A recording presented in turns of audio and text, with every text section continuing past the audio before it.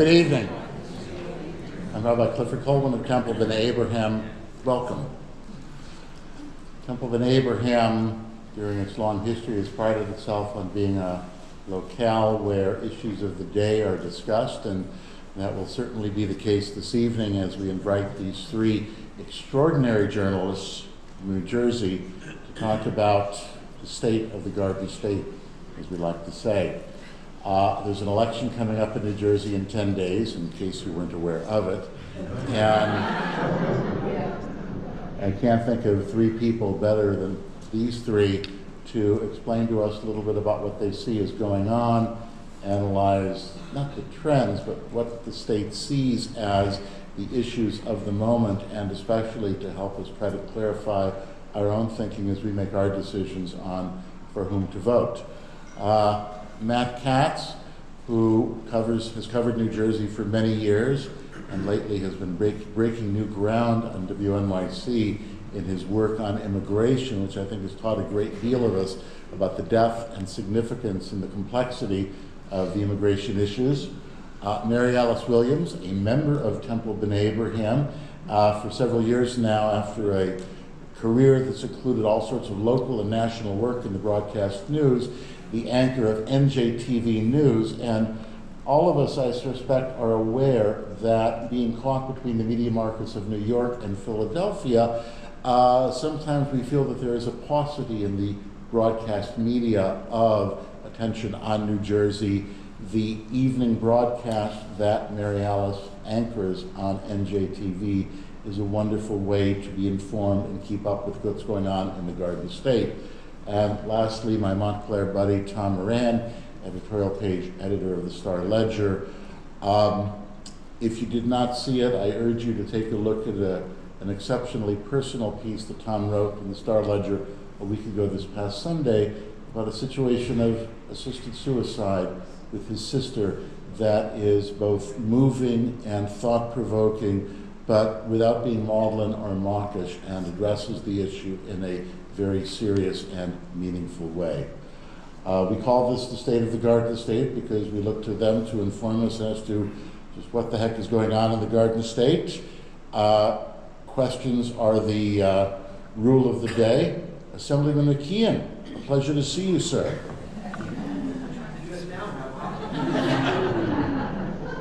Usually you're in a suit when you come in here. And each of them is going to speak for a couple of minutes about what they see as the big issues of the moment. And after that, we're going to open it up and make it sort of what we might call a disciplined free-for-all. Just one more thing that I'd like to say. By all means, ask them whatever you'd like. Questions, not statements. Who's going first? Matt promised he'd go. Okay. Matt? Matt Katz. Thank you, Robin. Hi, everybody. It's nice to be back here as always. I didn't wear a tie this year because last year Tom dressed as a schlub with a t-shirt, and I thought I'd get away with no tie, and then not only did Tom wear a tie, but I stained my shirt at dinner, so the tie would have been very worthwhile. Where did you have dinner? Oh, is it Nero's or Nero's? Yes. Nero's. We had to make it the ultimate Temple B'nai Abraham experience. When I've been here in the past, I was covering New Jersey politics exclusively. After the 2016 campaign, I started covering immigration, and I was supposed to be covering immigration in New York and New Jersey and reporting on all things immigration related to both of those states. I found myself just oriented around New Jersey. I can't get away from New Jersey, and it's fortunate because it's hugely fascinating, and these guys are knowledgeable about all the ins and outs of politics, and I'm still, familiar with everything that's going on in the Garden State, but I just would give you a little bit of a brief update on what has become in the Trump era the biggest issue in America. This might not be the most important issue in everybody's lives, but it is certainly the most discussed issue in America. If you turn on cable news, what you're going to hear is something related to immigration, whether it's a caravan or a Muslim ban or a historic cuts to the refugee program. There are major changes going on in immigration, and New Jersey is front and center of it. New Jersey has among the highest percentage of arrests by ICE, Immigration and Customs Enforcement, of non-criminal immigrants in the country, which means that the ICE office based in Newark is one of the most active when it comes to arresting immigrants who have not committed any other crime other than being in the country without documentation. Also, there's a massive ICE detention operation in New Jersey. Almost every immigrant that's arrested by ICE in New Jersey and New York ends up in New Jersey, and a few end up in a privately run detention center in Elizabeth, New Jersey, but most end up in county jails in Bergen, Hudson, and Essex County. And the number of immigrants in those jails is now over 2,000. It's so high that in Bergen and Hudson, most of the people in the jails, most of the inmates are actually immigrants. This is a fascinating piece of the deportation and immigration machine that Trump is operating that is not getting as too much attention because the New Jersey Democrats, who run Essex, Bergen, Hudson County, and are making money, their governments are making money off of this detention, don't really want to talk about it. So, for example, when the child separation situation was at its peak in the spring, the Democrats converged to have a protest, but they didn't go to the jails where almost all of the immigrants are. They went to the Elizabeth Detention Facility where there's a very small number of immigrants, and they had a protest there.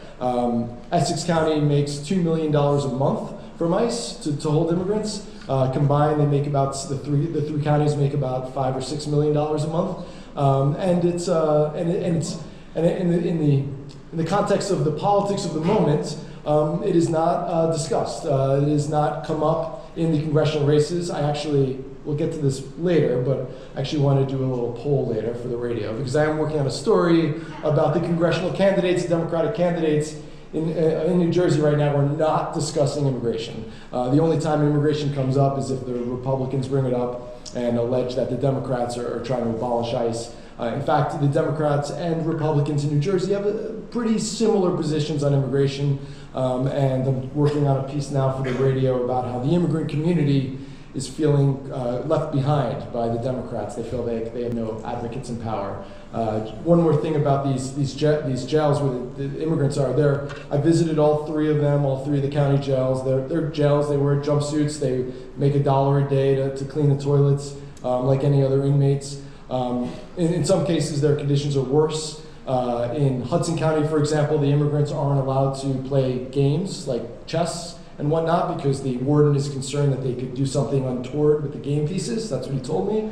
Whereas the regular criminals are able to play chess. And in Bergen County, I've been covering the jail there and was about to report a story last month about how detainees there are not allowed to touch their children when they come. So if their children and their loved ones come to visit them at the jail, they're not allowed to hug them, touch them, shake their hands. It's a unique policy in New Jersey and in America. And I'm reporting on that, and in the process I got a leaked tape of the Bergen County Sheriff who runs the jail, who's a Democrat, and this tape occurred on the day of Governor Murphy's inauguration in January, and he was talking to his buddies, the under-sheriffs in the Bergen County Sheriff's Office about what Murphy said at his inauguration speech. And he, in describing what Murphy said in his inauguration speech, he went on to say some quite racist things, including how Murphy wants to legalize marijuana, and what that's going to result in is the blacks coming in, that's what the sheriff said, the blacks coming in and taking over the county. The other thing he said was he called the Attorney General Grewal, the current Attorney General of the state, who was the first Sikh Attorney General in the country. He just called him the turban, and he said he only got appointed to the position because of the turban.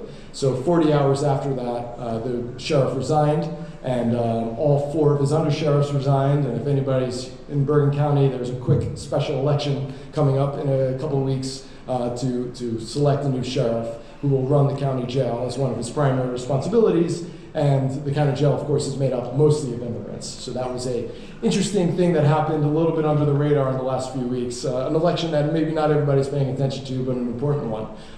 The guy who runs the jail, which is made up mostly of immigrants, thinks black people and Sikh people are less than. It was in New Jersey, any Democrat. So my update on the state of the Garden State isn't all that positive. Maybe, Mary Alice? Looking forward to talking more.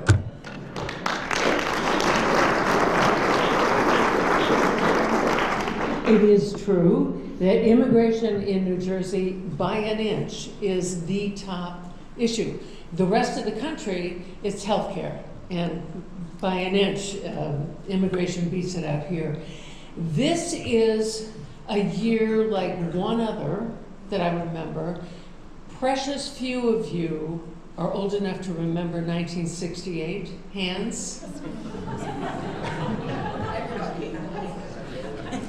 Was a year that changed everything, right? And that's when I was a baby reporter. I was a teenager. So I have been doing this for, count them, 50 years. And ever since 1968, there were certain things that we covered that were holy writ. You just knew that there were certain rules that applied, and you would put that Rorschach on top of that template on top of any election since then. This time, all bets are off. There is, for the first time in the country, and all the reputable polls, the 5 reputable polls that we lean on say this, you could be running gummy bears and it wouldn't make a difference because the partisan ranks are so carefully prescribed now and so deeply dug in that the broad middle of undecideds don't exist anymore. Even in New Jersey, where independents, I should say you have to register as an independent, the non-affiliated, right? Outnumber Republicans and Democrats combined. I'm told by the Monmouth University pollster Patrick Murray that the undecideds are an infinitesimal number, both of them. And all of the candidates are trying to reach out to that handful of people who haven't decided yet, because it almost doesn't matter who the candidate is. What's mattering now is the party. His name is not on the ballot, but Trump is there. Her name is not on the ballot, but Nancy Pelosi is there. And these two, what should we call them, boogeymen, for lack of a better word, really have an overarching effect on all of the races down ballot. That's been the biggest change that we've been seeing. And in trying to cover that and in trying to really give nuance and grace notes to the issues as they affect people on the ground in New Jersey, it's made it very rough because of that. I'm calling it in the newsroom a Dukes Up election. You know, everyone's got their Dukes Up. It doesn't feel like the democracy I'm accustomed to covering, and it's made a huge difference. We have terrific candidates from both parties, thoughtful people on all issues, and I fear that won't play as big a part in the vote. And I guess I've used up enough time to turn it over to Tom, who's going to talk about our next subject. We've already had a nerd fest here, the three of us.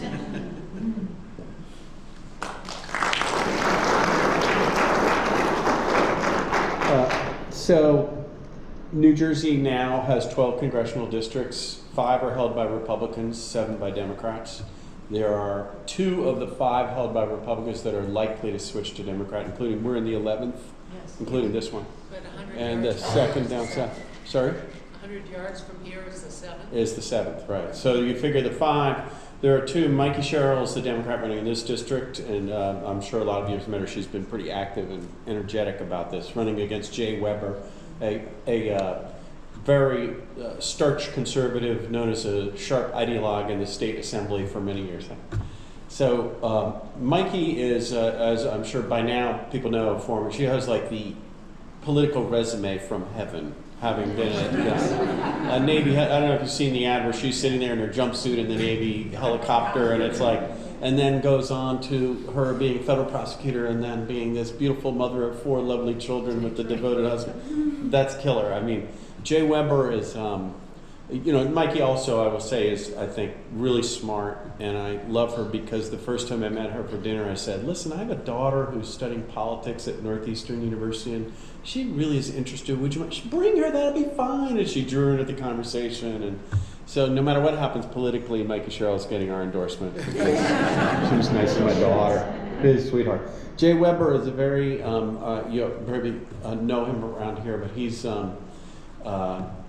widely disliked among Republicans and seen as a sort of self-centered person who hasn't really chipped in for the cause on that side of the spectrum. He's a strict conservative. He refused to come into an editorial board meeting for us because we had called him a, quote, flat-out liar. And the reason we did that is he said Mikey Sherrill favors the elimination of ICE, the agency enforcing the immigration laws within the borders. And she didn't say that. So I called Mikey and looked up the records and said she doesn't believe that. She never said that. And I called Jay and I said, Jay, I've known him for a while. What are you talking about? And he said, well, she was at a rally where someone else advocated and she didn't dispute that. I'm like, oh my God, are you serious? And he stuck with it. And he's just, to me, you know, I'll share my opinion, is sort of a bizarre individual. We kind of you get into a conversation like that and it's like, what are you talking about? That's nonsense. And I think Mikey is favored. The Cook Political Report says this is a district that now, even though it's been Republican forever, leans Democrat. So next door to you, I understand from here, 100 yards, is the 11th district. I mean the 7th, with Leonard Lance and Tom Malinowski, and that's a much more encouraging situation to make, because those are two, I think, strong candidates. Leonard Lance is the longtime congressman, and before that, an assemblyman and a state senator, was always a person that everybody liked and respected. Was the kind of guy who, when Whitman had her pension bond deal that was, most people now believe, very irresponsible for the state's future, Leonard would not go along, even though it was his party, and he lost his chairmanship as a result of that. He's a person of principle. Then he gets elected to Congress, and he's an environmentalist Republican. He's sort of a New Jersey kind of Republican. He gets elected to Congress, votes for cap and trade bill for climate change, is the sort of moderate guy and environmentalist we've all known and respected. Tea Party takes over and he switches. He says he's against cap and trade now, and I think, what happened to Leonard Lance? And he basically shifted with the right, and now with Trump in, he's trying to shift back to the left because he knows Trump's not popular, and he's become a more typical politician who's going with the winds, and to me it's really heartbreaking because I really like him personally. 20 years I've known him, I've never heard him say, you know, trash talk anybody or tell a lie. He's a good man. I would trust him with my children. If he was my next door neighbor, I'd shovel his driveway. But he's really lost it, in my opinion. Then you got to leave this area immediately, the other big race I'm looking at is Tom MacArthur versus Andy Kemp. Tom MacArthur and Leonard have taken the opposite approach to Trump, where Leonard has been saying, I have some distance from him, I'm against the tax bill, you know, I'm against the Obamacare repeal, and I don't like the way Trump handles himself. Tom MacArthur's taken the opposite approach. He's like, I am in the Trump camp. I'm going to help him negotiate. He did, you know, when Obamacare, remember in the House at first it failed, Tom MacArthur was the guy who helped revive it by negotiating even harsher terms in that with the Tea Party faction. So he's chosen to go with Trump, and he's being challenged by Andy Kim, a 36-year-old national security guy, excuse me, son of Korean immigrants who's been subject to ads saying things like, he's not one of us. You know, oh, well, that means he lives in Washington and not New Jersey, or does it mean he's Asian, so he's not one of us? And another ad that has, you know, fish from a Chinese market and Asian lettering, and, you know, disgusting. And that's the one that I would say, for me personally, with Tom MacArthur is, I'm really hoping to see him lose, to cut to the chase. Yeah, when I first met him, he was telling his whole story, and it's a sad story. He lost his daughter. And he said, I had $1 million in medical bills, and the most important thing to me in this Obamacare moment is that when we repeal this, we replace it with something that makes sure everyone has health coverage, because I understand personally how important that is. And I went to Washington to talk to him because in the early phases of the Obamacare repeal effort, he voted no, and he was one of 5 or 10 Republicans who voted no, and I wanted to know what he thought. I went down. Then I come back to New Jersey, and as you know, he's flipped completely, and he's supporting the Obamacare repeal and saying, well, the CBO says 23 million people lose their coverage, but I don't believe the CBO. I mean, really, just what are you doing? I'm not. And then the final race will just start, and we'll do most of the questions here, but is the Senate race. We had Bob Hugan in this morning for an editorial board at 8:30, so yes, I've been up since 5:30.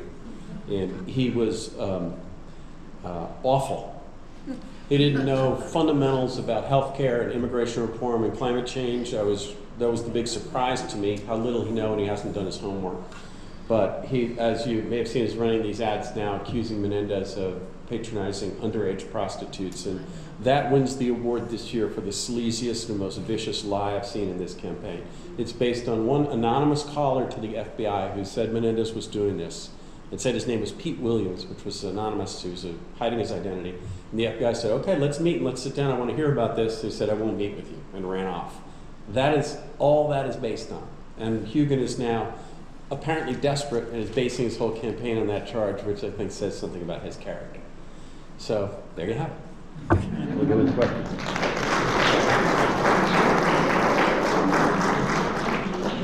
I would like to recognize Pat Siebold, Essex County freeholder here, Brandon Mindy, candidate for town council in Livingston. Any other elected official or candidate whom I have not recognized? Pardon? So, I get to ask the first question. The senatorial race is very close. Surprising in a blue state. Is that because of changing times over all broader issues, or does it have to do with the specific candidates? In fact, why don't the three of you kind of come up and hang out?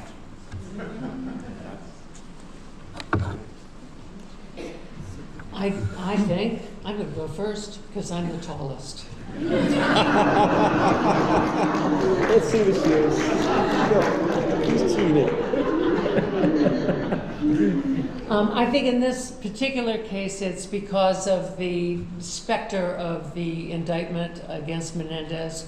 He was tried, it was a hung jury, but the Republican-controlled Senate still censured him forcefully for taking favors from his pal Sal Mulligan in return for doing political favors. And that's hung over him, I think, more than anything else. Do you agree?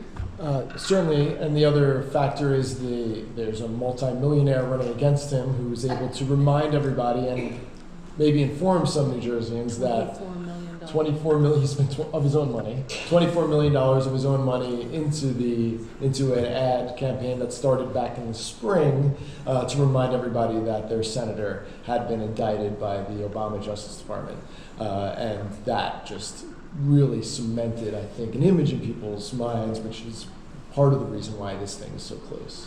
Yeah, just add that it's true, as you say, that it's a Republican Senate that severely admonished Menendez, but it was an ethics committee, unanimous vote, including every Democrat on the committee. This guy is, in my opinion, a sleazeball. He took expensive gifts from a guy that he was friends with, and he did that guy, according to this bipartisan Senate Ethics Committee ruling, he took gifts, he hid the fact that he took gifts, and he did favors to promote this guy's personal and business interests. So I think there's a real problem there, and that's why it's so close. I just want to underscore that the two of us are reporters. He's an op-ed guy. So he says stuff that we... If anybody wants to comment on your clothing today, stand up, I'll tell you. Good, bad, ugly. You're rocking it. That's my position. Says the man wearing a tie. Who's got a question or comment? Sherry. Curious as to your sense of what's happening with recreational marijuana, with the legislation. We hear it's coming, it's not coming, and I'm just curious what you hear. The question is about, you want to start off? Recreational marijuana, is it coming, is it not coming? The legislation, yes, they want it, they don't want it. Recreational marijuana. We're looking at, the state of New Jersey is looking at it as a growing business. You should excuse the pun. It will make scabillions of dollars for a state that is deep in debt. But I believe the legislative leaders when they say they want to get it right. So the state has already expanded medicinal marijuana. It's doubling the number of dispensaries from 6 to 12. And recreational will come, but a number of municipalities, I've lost count, but I think it's 11 so far, have said they don't want anything to do with it. So it's, I'm thinking it's a year off at least. from being passed or coming into Enacted. enacted? Enacted. From being enacted. Yeah. I'm sure when it will be enacted, but when it's enacted, there will be a ton of horse trading behind the scenes that we won't know about. The bosses will get their piece of the pie, and it'll happen probably amidst a flurry of other legislation. I'm guessing it happens at the end of the budget year, like a June 29th, June 30th situation, which is when major legislation typically gets passed in New Jersey, when legislator, who's in the audience, don't always read the whole thing because it comes at the last minute and leadership gives it to them. And there's all kinds of other deals that go on. I imagine that's how this goes down. There might be, I think it's going to pass probably within the next month or so. And they're waiting on things like, of the people, we're sort of admitting this is a big mistake. So those people who have a criminal record for possessing or selling marijuana, should those records be expunged? And how difficult should that be? Should it be automatic? Or should it be you have to go hire a lawyer and get your record expunged? And those are the sort of details. Also, some of the revenue should go to drug treatment. They want this to be a constructive thing. So they're still negotiating all that stuff. But the thing that I would say about recreational marijuana that I would encourage people to look at it through this lens, we tend to think, is it better or worse for society to have more marijuana around? And there are legitimate differences of opinion on that. I encourage people to think about police arresting someone for smoking a joint, putting them in jail, having them lose access to college scholarships, to public housing. And spend thousands of dollars defending yourself for something that, what 1 in 6 Americans does regularly. That's, to me, sickening, and it's double sickening because it's racist in the way it works out. If the cops are more likely to pull over a black driver, they're more likely to find weed on that black driver. So even though rates of usage are the same, rates of arrests are 3 to 1. Opinion, what can I tell you? Who else? Justin? Matt, thoughts on Chris Christie coming out for state rights for marijuana? I read that differently. Christie was at was in Aspen. He's at Politicon, the political nerd convention, and this was just this past few days ago. And he answered a question about medical marijuana, or about marijuana legalization. And when he was running for president, he said, any states that have legalized marijuana, I'm going to go after you as soon as I'm in the White House. Like that, even though you've legalized and have this system that's been going on for years, it's illegal by the federal government standards. What's that? It's true. Nothing played well for him in New Hampshire. But he then said this week that states can be left to do what they want to do. I didn't see any video, the full tape of it. I just saw the excerpts. The way I read that was referring to medical marijuana. And he did not, he dragged his feet in New Jersey in terms of enacting the regulations and bringing medical marijuana into the state after it had been approved right before he got into office. And he bitched and moaned about it, but he did it. So to me, it seemed like I think he was just talking about medicinal, medical marijuana. Is it medicinal or medical? Both, either way? Okay. I think he was, that's what he was specifically referring to when he said it's up to the states. He still very much believes that marijuana is a stepping stone toward heroin. That was his platform when he ran for president. That's what he stood by as governor.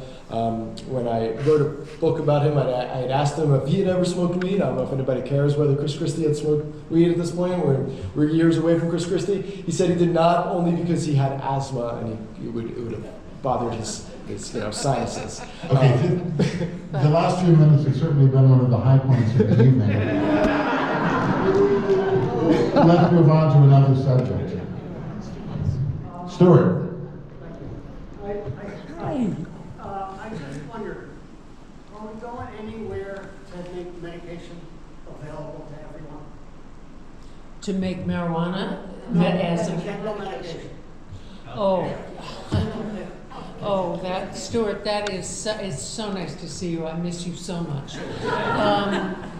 That's really, that's part of the whole healthcare miasma. And I don't, the rampant, even the Trump administration is trying to reduce the cost of prescription drugs. I don't know where that's going to go, or when lawmakers at the federal level are going to be willing to say, we've got to figure out something that is a block short of Medicare for all, but still makes healthcare available to everyone. And I just don't know where that is at all. Do you guys? I mean, I'd say access to prescription drugs is about having insurance, and that's, of course, the central battle in Obamacare. And I think the only thing that's quite clear is that there's a sharp distinction between the two parties when it comes to providing insurance for all. Democrats, yes; Republicans, no. And they will battle on that fault line over and over, but there's no question about who's on what side. To quote the President of the United States, nobody knew healthcare was so complicated. I thought you were the reporter, not the editorial. She was just reporting what he said. Alice? On a different subject, would you care to share your views on how the governor is doing as the leader of the state?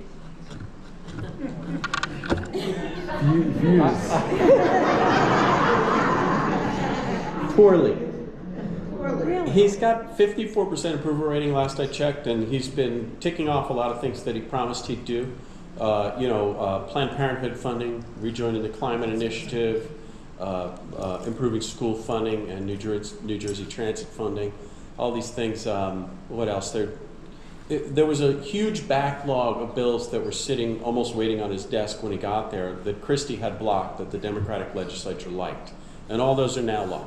And I think most people like all those things, and so they're happy with Murphy so far. What bothers me is that I don't think he's really wrestled with the big issue in New Jersey, which is the fiscal crisis, as well as the jobs climate. We are 49th in wage growth, 42nd in job growth, number 2 in the worst credit rating in the country. These are the real meaty issues that he has completely failed to address. And he's also poisoned relationships with the Democratic leaders in the legislature, especially Steve Sweeney in the Senate, for no good reason, for just rookie mistakes. In the last election, the New Jersey Education Association, the teachers union, launched a campaign to try to knock off Steve Sweeney, who is the president of the Senate. And they spent $5 million, and Sweeney and other Democratic senators too were appealing to the governor, this was during the campaign, and saying, hey, tell this union you're close to knock it off. And he refused to do that. He campaigned with Sweeney, but he would not say anything about the teachers union. And the result of this was Sweeney raised his own $5 million, and he beat them, and he won by the biggest margin he's ever won by. And now he hates the governor, for good reason, in my opinion. The governor wouldn't help him when the union was taking a headshot on him. So now, everybody talks about how New Jersey has a very powerful governor, and it's true. It's the only elected office. It appoints all the judges and prosecutors and members of every commission. But we also have the most powerful Senate president, because Steve Sweeney single-handedly can take any bill Phil Murphy wants and prevent the Senate from voting on it. Any appointment he wants and prevent approval for it. And Murphy apparently didn't know this or didn't take it into account. He's made a blood enemy of the guy he needs. So I think it's going to be very similar to what happened with Corzine. He's a good guy, and I like him, but he doesn't have any idea what he's doing. Opinions. I can speak a little bit on the immigration front, because he did run extensively on countering Trump's immigration policies. He signed a law that was waiting for him, one of these bills that was waiting for him to give undocumented dreamers, the undocumented young people, in-state tuition for Rutgers, for college tuition. That's been signed.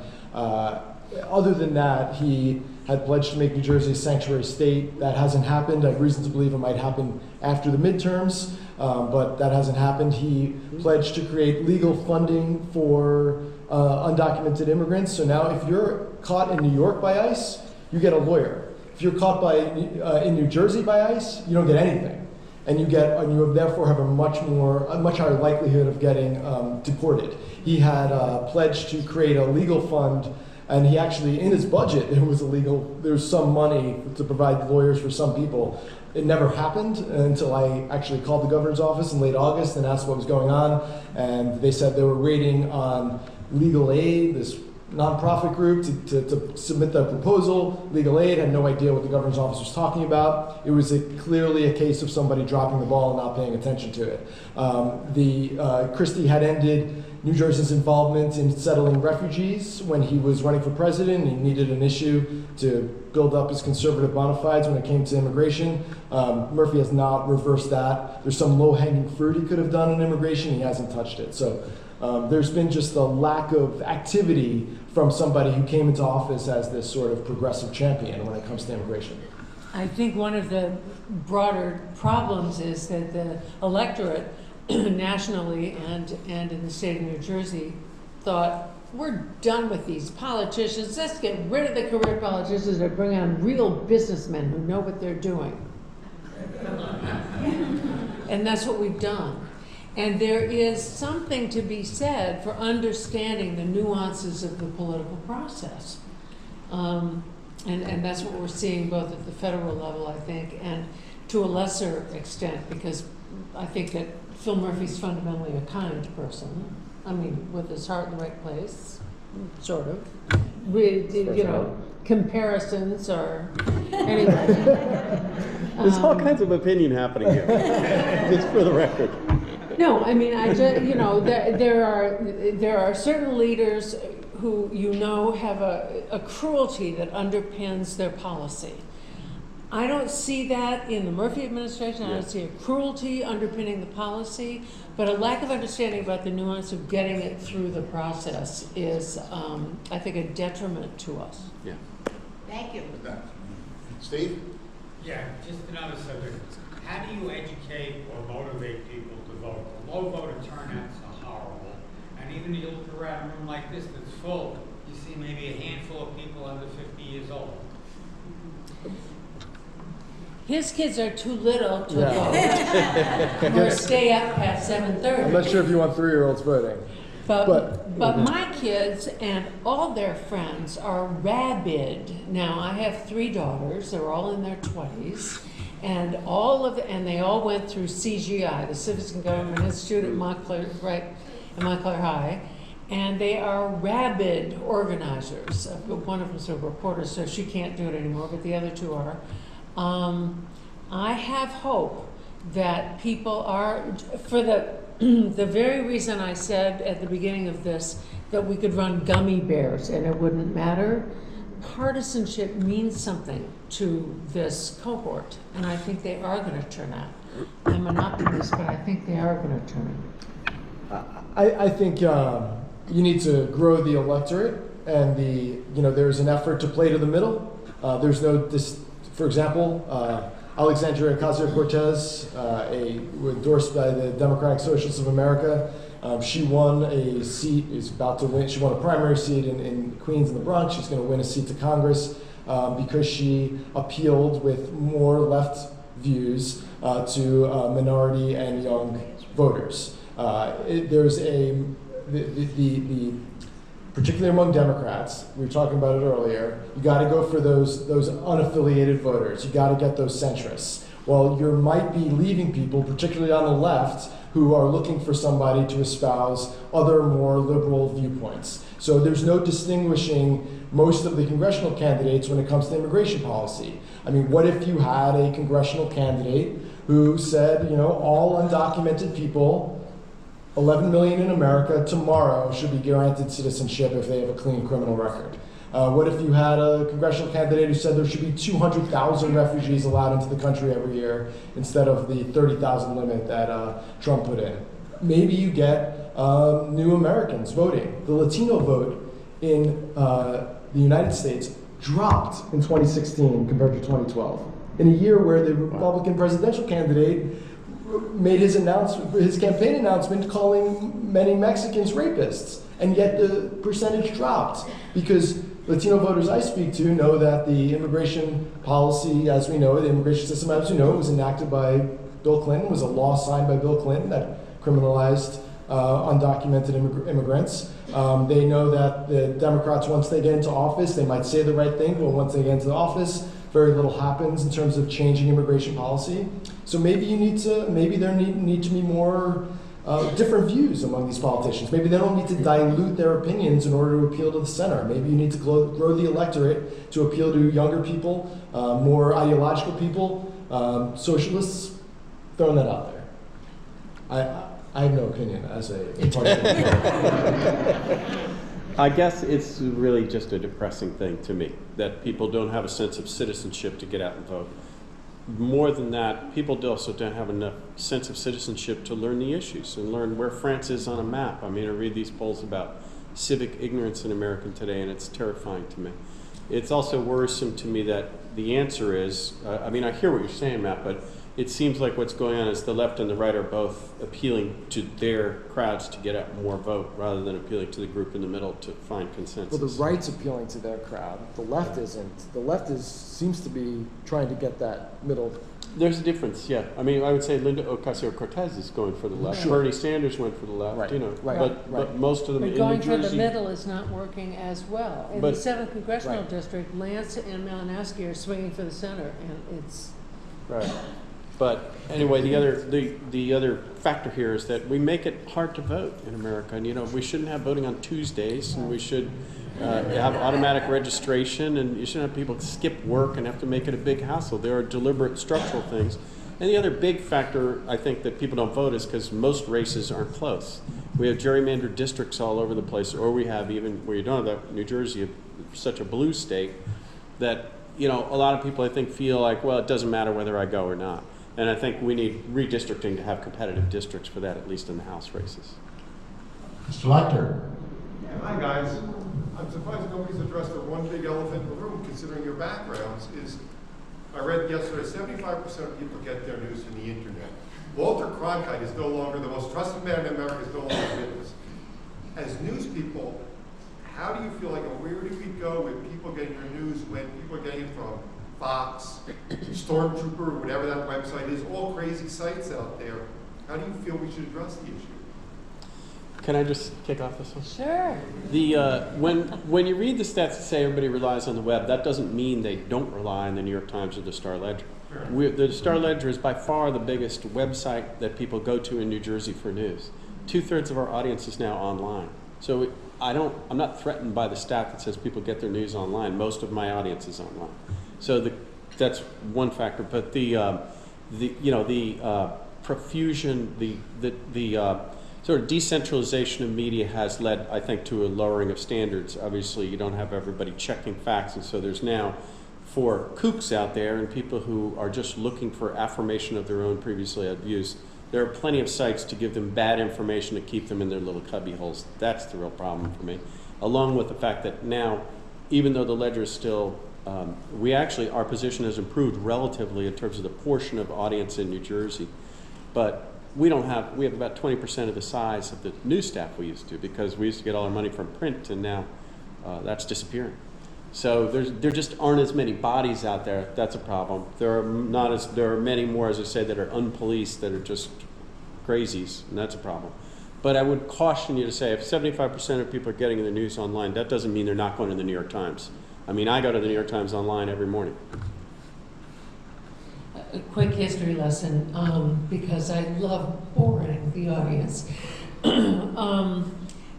Newspapers were always down the middle, non-editorial, except for on the editorial pages. The 1934 Communications Act said broadcasters, I'm not sure they foresaw television, but broadcasters could not editorialize at all. And the networks, the big three, stuck to that. When we designed CNN in 1980, we were told we don't have to fall under the Communications Act, we can do whatever we want. But we decided that we would be non-editorial, responsible journalism, because we had to be trusted. Then Fox came along, and Roger Ailes, who is probably really hot right now, dead and hot, decided that he could, thank you, that I'm here every Thursday, that decided that they would not adhere to the 34 Communications Act and could be partisan. And they went down that rabbit hole. In 1996, the Federal Communications Act was rewritten in the Clinton administration and lifted all of that nonpartisan stuff out of it. So it really is incumbent upon the people who are on television and running television networks to do that. Yes, it's more fractionalized. Yes, Google and Twitter and Facebook and all those people are being more careful about getting rid of Russian and now Chinese bogus websites. But we're talking tonight about a bogus website passing around scurrilous information that upset my own children. And it just wasn't true. So we have to teach, not only do we have to start reteaching civics in our schools in this nation, but we have to start reteaching critical thinking so that kids can make a distinction between what is bogus and what is accurate. I'd just like to, a couple of things. I mean, this is a major crisis. We haven't seen the worst of it. Our political leaders, the ones in power right now, do not have any, they don't believe in any adherence to the truth. They believe facts are irrelevant. And then you have outlets that magnify that. And then you have social media companies that appear to have no predilection about allowing this stuff to be promulgated. So the top 10 news sites that have reported on the caravan via Facebook, so the top 10 news, quote-unquote news sites that were clicked on via Facebook about the caravan coming from Central America were all sites that have zero reporters on the ground in Central America reporting what's happening. Wow. So when you have the president saying there are Middle Easterners in there, including Fox, by the way. Including Fox. They eventually did send somebody apparently. But I mean, so then when you have the president saying there are Middle Easterners there, that then gets, which is false, that then gets pushed out. So you have this parallel universe where people are shooting up pizza parlors or trying to shoot up pizza parlors because they've consumed totally fraudulent information. It's a major crisis. The only thing I can say is I've been doing some workshops with high school kids in my area about fake news and how you can look at a Facebook post and judge whether something is fake or not. You can teach these things.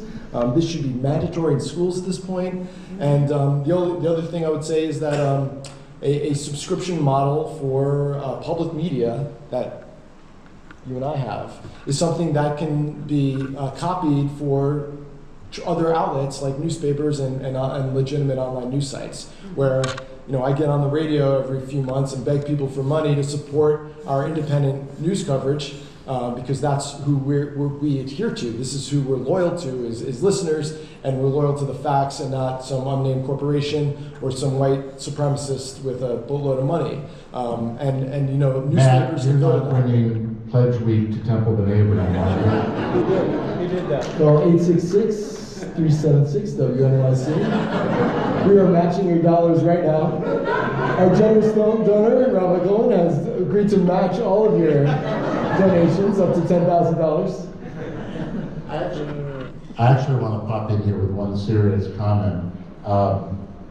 Both of the last two comments asked essentially a question saying, what should we do?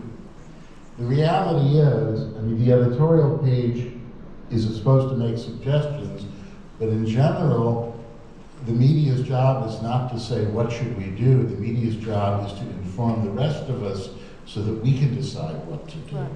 And one thing that Mary Alice said that resonates with me personally very much, I suspect that many of us took a class called civics once upon a time, and regardless of what it's called, what that class contained does not seem to be something that's part of education anymore.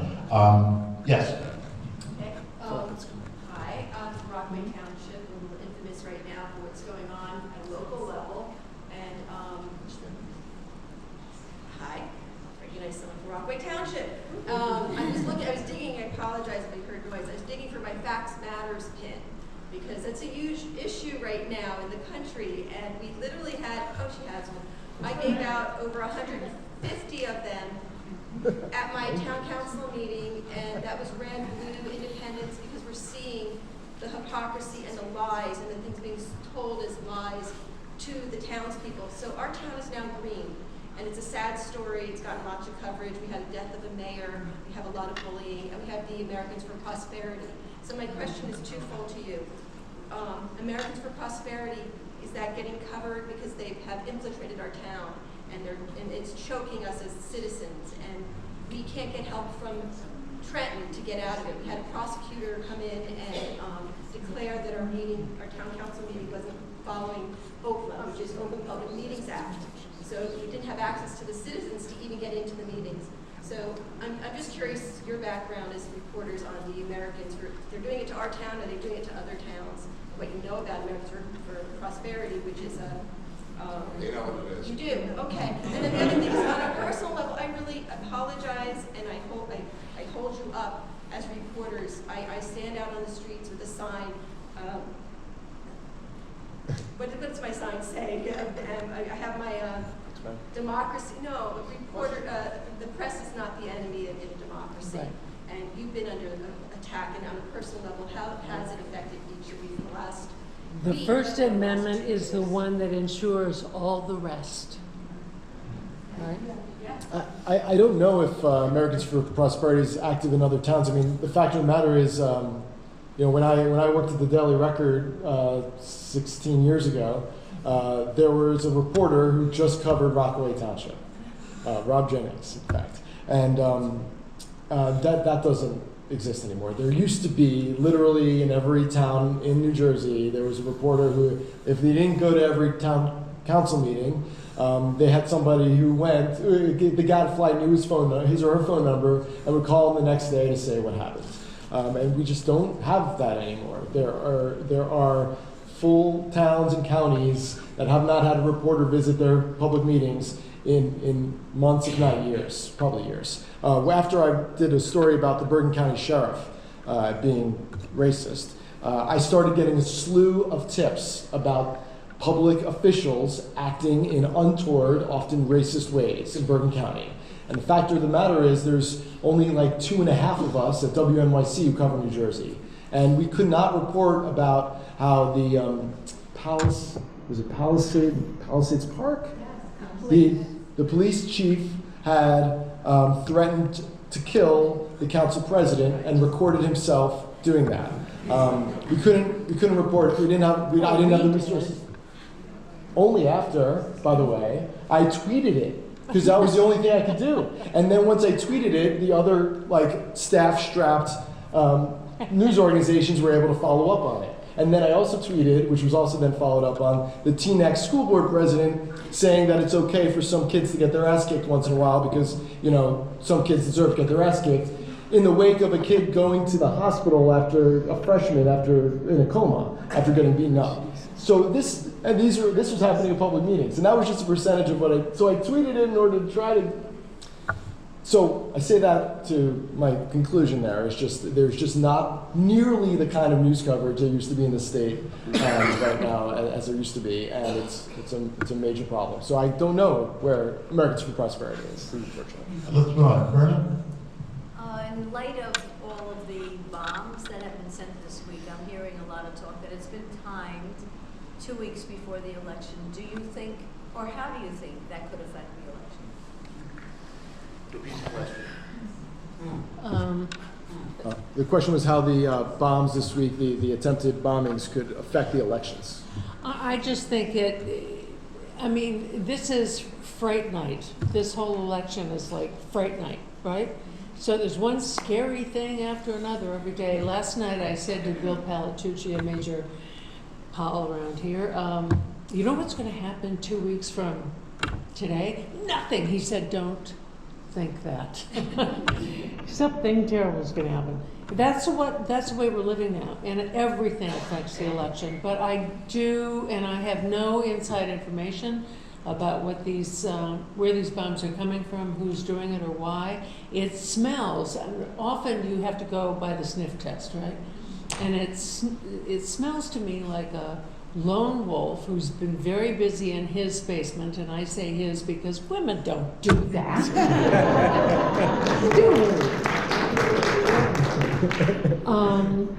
Probably in Florida because the the government, the U.S. Postal Service, God love them, scan packages. They scan everything before they send it out. So now they're going back through their video and looking at the packages. So I think they're probably more than were sent. But everything, how many people in this room wake up every morning and grab your phone and like, what happened overnight? How many do? I do. I do. You do. I do. Yeah, right? It's always something. And everything is going to affect the election. I think it's really, never mind. I recently read a book about Hitler's rise to power in Germany based on the account of a U.S. ambassador there. The hell was the name of the book? It was really fascinating. Yes, and in the Garden of the Beast. And there's so many things that the book describes that we're seeing happening now. It's really scary. And this, I've never had felt that way growing up. I'm 61, and it's only in the last couple of years that I've ever had the thought that, my God, this whole thing could be falling apart. And we have a president who's encouraging violence against journalists. And, you know, the pipe bombs and everything. And I don't know where it all ends. And, you know, but it scares the hell out of me. I don't mean personally. I don't think they go. But But it's not new. If you, anybody, have you been, I hope, to the Holocaust Museum in Washington? Yeah. Brilliantly curated, and what it does is it takes you through the 20 years leading up to the Holocaust. So the actual camps is the last sliver of the thing, but it's how a society can be brainwashed into thinking it's okay to measure people's noses, for instance. I think we're looking at that kind of a thing now, not the nose measurements, but other things that allow for the rise of nationalism, when the President of the United States 2 days ago can say, I'm a nationalist and I'm proud of it. It's chilling, right? yeah.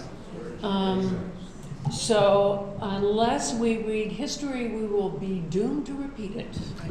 Let's move on. Yes, ma'am. Yes, I'd like to know what you think the effect of the women's movement is going to be on this election. No one is talking about the gender effect on this election. I've asked about 100 people. And we are talking about it. I think it's going to be major. I mean, nationally. I hope so. But hard to know. I was actually thinking about this the other day. I think I was having a debate with my wife about it. I think the women's movement might have had some effect in inspiring more women to run for office. We've certainly seen an increase in women running for office. Speaking about the Women's March in particular, that took place right after Trump was elected. That probably did serve to inspire many of these women to run. It probably helped to some degree for women to organize some of these burgeoning grassroots organizations like NJ11 for Change. But I haven't seen that organization, the Women's March organization, do much of anything. In fact, the only thing I've seen from them is one of the organizers, Tamika Mallory, show up at a bunch of Louis Farrakhan lectures and then get defended by the other leaders of the Women's March for it. We've seen Jews be kind of excised from what was supposed to be an intersectional movement under the umbrella of the Women's March. So I've actually been disappointed to watch the fact that nothing tangible came out of that organization, but maybe there were some indirect effects in terms of inspiring individual women. Do you think the way the woman was Please, only one question per person. We had a lot of people who want to ask. Yes, sir. Yeah, I'd like to get back to Governor Murphy. Any executive has a support staff. And are we saying that the support staff are all a bunch of rookies, or has been misguided? And if there's something that can and should be done fiscally, what should be done, and how do you get through to the staff if they're all a bunch of rookies? I hear from many people that, yes, he has a bunch of rookies. He has his chief of staff is a guy named Pete Camarena, who's an old pro. But below Pete is very young people with not much experience at all. And I think what any objective observer from the right or left looking at New Jersey's fiscal crisis has said, and this includes Tom Byrne, the former state chairman and the son of Brendan Byrne, who co-chaired a commission with a guy named Tom Healy, who was in the Reagan Treasury Department, a bipartisan group. They, as well as Felix Roy in a different study, is almost everyone I've read, is that there has to be some reduction in the costs of pension and health benefits for public workers. That's where the real money is, and if we don't address that we're not going to be able to address the fiscal crisis. And that means we're not going to have full funding for public schools, we're not going to be able to fix New Jersey transit, that sort of thing. Murphy, the difficulty for him is he's closely allied with all the public worker unions. They're the people who he first went to get political support. And so he's shown no interest in defying or challenging positions of public worker unions. So I'm pessimistic. Let's just take one person per answer now so we can get a bunch more questions in. Yes, sir. What about Alvarez, that whole scandal? And do you think it's possible the Democratic bosses turn on him and get rid of Murphy? In some way, either not have him on because they really seem to hate him. Hate Alvarez? No, Murphy. They really don't like Murphy. Yeah. Well, Alvarez is the was one of the highest paid employees in state government, and this gets to whether there is some incompetence going on in the governor's office. And there are now hearings into Alvarez because of allegations against him that he raped a Murphy staffer, former Murphy campaign staffer who was then hired in government, and had another alleged rape from his past. And there were a bunch of warning signals, and apparently he was still hired, got a raise, in fact. Has since been fired, and now there's hearings, joint legislative hearings with subpoena power. And seriously powerful attorneys coming in. Right, and this gets to that part of this question here. One of the attorneys is Mike Critchley, who we may know from both Bridget Kelly, the Bridgegate defendant. He represented her. He also represents George Norcross, the South Jersey political boss. So now George Norcross has one of his one of his consigliaries now inside this legislative committee that is essentially investigating Phil Murphy, and I think that could be problematic for Murphy politically. Wouldn't you agree? Yeah. And as far as whether the bosses will flip on Murphy, excuse me, I'll just make this real quick. Some yes and some no, and that's the real question, because the South, which controls that machine is the biggest and most unified in the state, controls about a quarter of the legislature, I think is ready to kill him now. So it's a question. In the North, he has a little more support. So it's a question of how that plays out. Brandon? Hey, do 3 reporters standing in a temple or church in other states talk about the unelected political bosses, or is that unique to New Jersey? Oh, that's what makes New Jersey so fun. Repeat the question. Are there political bosses in other states? Not just in New Jersey. There are some cases, like Alexandria Ocasio-Cortez, who I just mentioned, actually defeated the political boss in Queens, and the political boss was also a congressman. Here, though, the political bosses are often, not always, but often unelected. And I think the potency of these bosses is unique. And that goes to history. That's a kind of our little tradition here. And I think it also goes to the layers of government, the number of towns, and therefore the number of contractors, and the need for some person in a smoky back room to sort of... And the mob history, which is very colorful in this state. In fact, I write my show every night, and I got to write on the air last night about Richie the Boot Boyardo. My neighbor. Fun, right? Because we were looking at the origins of the Select Committee of Investigations that's looking into the Alvarez case. Anyway. I would just like to say that growing up in Illinois 60 years ago in the shadow of Chicago, we believed in our bosses being elected. My sister in Chicago says, what do you think? A couple more. Yes, so considering the lies that you mentioned earlier with Keegan talking about Menendez and Jay Weber talking about ICE and Nike, what do you think about the concept of truth in political advertising? And why do we not, why can we just outright lie on television and in ads and newspapers and have no Supreme Court other than people like you calling it out? The Supreme Court a couple of years ago said anybody can pay for any sort of scurrilous lies in advertising and not have to say where the money came from. Because money is speech. because that's what the Supreme Court decided. This is the system we have now and have to live with it. And it's, right? Citizens United. And it's just going to continue to, I think that is why this has seemed to have accelerated so greatly, is because the Supreme Court essentially certified it as the law of the land a couple of years ago in Citizens United. Well, my understanding of Citizens United, they said you can spend all the money you want, but they invited Congress to say you can pass a law saying they have to disclose where the money comes from. But they haven't done And they haven't done that. Okay. And then as far as the lies goes, you know, as you were saying, everything comes from the First Amendment, but including some bad stuff. To police political ads would obviously be a very dicey proposition. Okay, 2 more questions. Barbara? Isn't that Barbara Gross? Oh, Stella, I'm sorry. I just saw the blonde hair. Going back to money, in view of the fact that New Jerseyans have a punishing property tax and that the middle class is severely being punished in New Jersey, do you see any kind of federal loophole that we can hope for? Yeah, no. I mean, we've tried, even Murphy has tried to do the charitable deduction thing, and the IRS is saying, yeah, go away. So I do. One more question. Yes, ma'am. You guys know Chris Wray from his Yes. 50 days? Yes.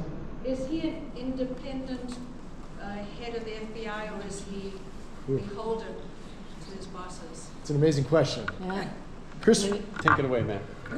So we knew Christie had a lawyer for Bridgegate. He had his lawyers, government employee lawyers that were working on the case, and then we knew we had this guy Randy Mastro, who you all spent about $13 million on to write a report and also represent him in turning over evidence to the feds. We found out after he announced his candidacy for president, so like 2 years after the bridge closed, that he had another lawyer, this hotshot lawyer in Washington named Christopher Wray. And we also found out that Christie's cell phone, which he had used to text his chief of staff during the legislative hearings when it was revealed that there was a cover-up, and we know there were texts because we saw the messages from the chief of staff, that cell phone ended up with Christopher Wray. And we don't know where that cell phone is to this day. We also know that Trump was looking for a new FBI director after he fired the other guy, and he was bored of the search, according to the New York Times. And Christie happened to give him a call that day and suggested Christopher Wray. And then the next day, or a couple days later, unbeknownst to his staff, Trump announced on Twitter that Christopher Wray was the new FBI director. So take all of that for what it means, what you might think from it. But we know that there was a guy who was a fixer for the governor who is now in charge of perhaps checking executive power. And he's somebody who might have a different view of executive power than those of us in the fourth estate. Yeah. Matt would like to beg our indulgence for 1 second. Matt? Yes. So I'm working on a story. I need your help. Okay, 1 second. Oh, you guys are sitting down? This is how the radio magic happens. I fumble with wires for a few minutes. Okay, wait. Test. Nope. See?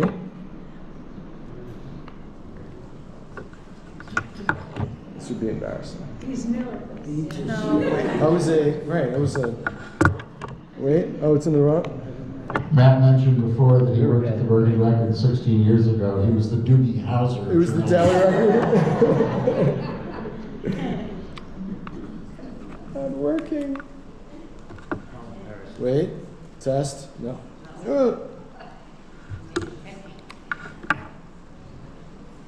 Am I gonna have to use my cell phone? No, we'll wait. You'll wait? Yeah.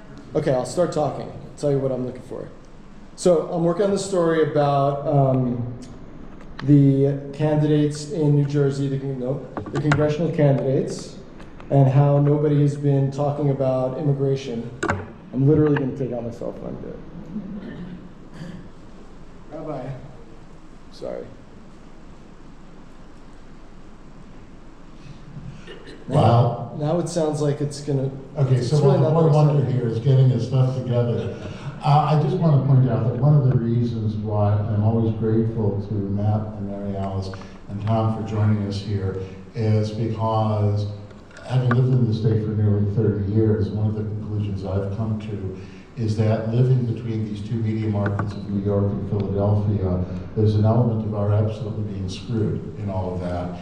And with the issues of the internet, as Mr. Lecter referred to, and the diminution of the Ledger and concomitantly the other papers of the state, we are really starved for information. And I also cannot help but note that I made a special effort to reach out to parents of high school students in the congregation to say that this would be a really special opportunity for their sons and daughters to, get connected in an interesting and lively way in the political process. And you could look around and see how many high school students there are with us this evening. So going back, Steve Delman, to the question the issue you raised before, I think it has less to do with the press and more to do with through our schools, through our public institutions, having to push the issue of engagement overall in the political process. Because I think the lack of that is one of the biggest dangers we face. Tom, our match? Okay, I'll try it. Cell phone. Thank God. So I'm doing a story about the congressional races in New Jersey, and I'm looking at why, even though immigration is this massive issue, even though we saw images of mothers getting separated from their kids at the border 6 months ago, it has not come up in the congressional races, particularly in this race, the 11th, with Mikey Sherrill and Jay Weber. The only time it comes up, as I mentioned earlier, is when Jay Weber brings it up. There's not a mention of immigration on Mikey Sherrill's website. She doesn't talk about Dreamers. She has said that she is against the family separations and she's against abolishing ICE. But most of what she talks about is securing the border, which Bob Menendez said yesterday in his debate is essentially a BS position. There's not a problem with the border. It's kind of a conservative talking point. So I'm just curious, among those who are Sherrill voters or Democrats in the 11th, there anybody here who would think twice about not voting for Sherrill because she doesn't bring up immigration? The Democratic strategists have made a calculation that Democrats support immigrant or pro-immigrant, but their support is a mile wide and an inch deep. And I'm trying to test that with you fine folks. Is there anybody here who's bothered by the fact that she has not talked about immigration? Maybe raise your hands. Couple. One, two. Would anybody not vote for her if she, because she has not talked about immigration? Is that not everybody's nodding no? Okay. Does somebody want to stand up and give me one quick answer why? Anybody? Like, why isn't it? Yes. It's the party. It's the party. You need, because you're a Democrat and you gotta vote for the Democrat to push back against the president. And that's what it comes down to. Okay? That's helpful. My assumption is that she would have a position that I would share, but feels like she needs not to talk about it because of it being a hot button issue. But perhaps that would mean she wouldn't prioritize it once in Washington. Right. It does. Okay. She knows that she's going to get the Democratic base anyway. She is much more liberal on it than Jay Weber. Everyone knows that. So I don't think, is she as liberal as the most far left? No, but she's much more liberal on it than Jay Weber, and everyone knows that. I know. Thank you for bearing with me. Appreciate it. Oh. One more? Take one more? Yeah. Yeah, I'm a lifelong Democrat. I don't think I've ever voted for a Republican in my life. But I am so angry with the Democrats because they will not take a moral stance about anything. And so I will hold my nose and vote for any Democrat who's running. But I think that they're doing an appalling job of leading the country. Are you in this district? Yes, I'll vote for Cheryl. Yeah. But, it's appalling. Can I talk to you afterwards if I can make my recorder work? Does anybody have an audio-visual expertise? Fair enough. All right. Mary Alice, Matt, Tom, thank you very much for joining us. Thank you for coming.